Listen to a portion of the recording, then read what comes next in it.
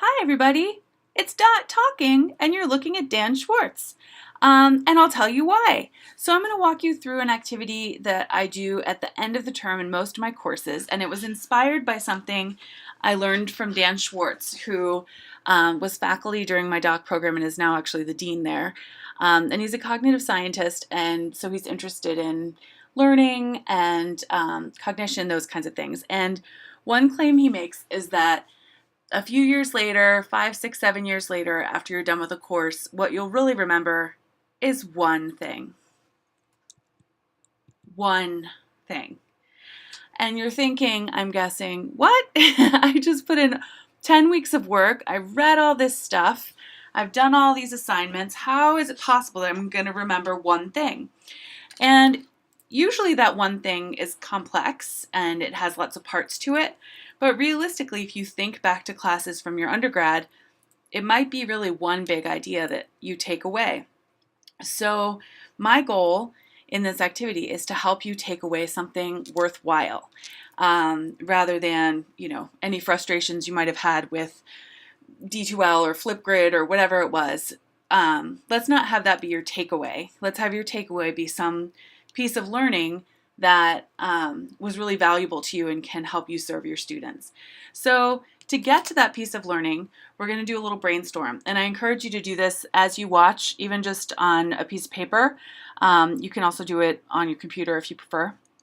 So you're going to draw a 3-column chart, simple, informal, and you're going to take a moment, and in the first column, you're going to put down in-class activities. And in this case, in-class means the things that we actually, did as tasks and experiences. So the interactions you had, the discussions online, the FlipGrid stuff, those kind of tasks. Okay, so take a moment, pause the video, and take like 1 minute or 2 minutes to just drain the swamp. Everything you can remember that we did that was an activity. Okay, I'm hoping you paused the video, and I'm going to come back here and have you add a second column. Here, anything that you remember reading, even if it wasn't your favorite, and then other assignments that you may not have put down in the first column. So there's no right or wrong here, just anything you can remember reading, and try to do it from memory versus just reviewing the syllabus. So pause the video and take maybe 1 or 2 minutes to just brainstorm as fast as you can all the readings and other assignments that you haven't written down so far.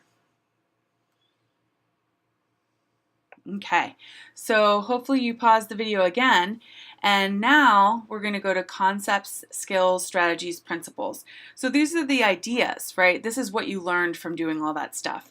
So I want you to write down anything you can remember that we read about, discussed, learned, like big ideas, maybe things that were touched on repeatedly in the course. Just brainstorm a list. Maybe they're sentences, maybe they're words. Give yourself, say, 2 or 3 minutes for this one. Okay, hopefully you pause the video again. And what we would do if we were in class together now is a whip around, and that's just a structure where one student goes after another in a chain without raising hands or anything.